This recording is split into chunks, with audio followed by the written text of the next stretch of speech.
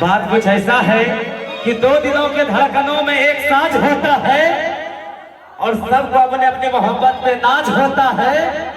उसमें से हर एक बेवफा नहीं होता, क्योंकि हर बेवफाई के पीछे भी कोई राज होता है।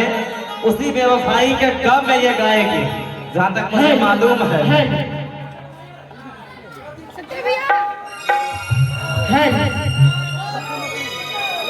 अब कैसे बताएं कि कैसे जिया तानी रे,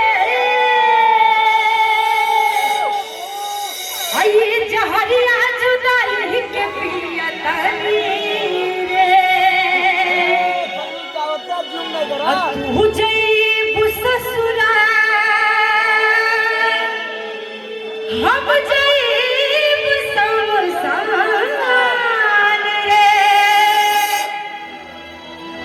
और मौत के सीन देखी दुनिया जहान रे।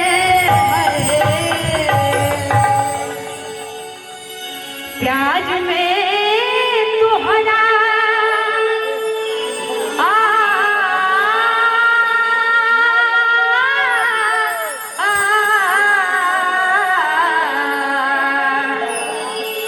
कि प्याज में तोहरा अब पिटाइल बानी घाट से।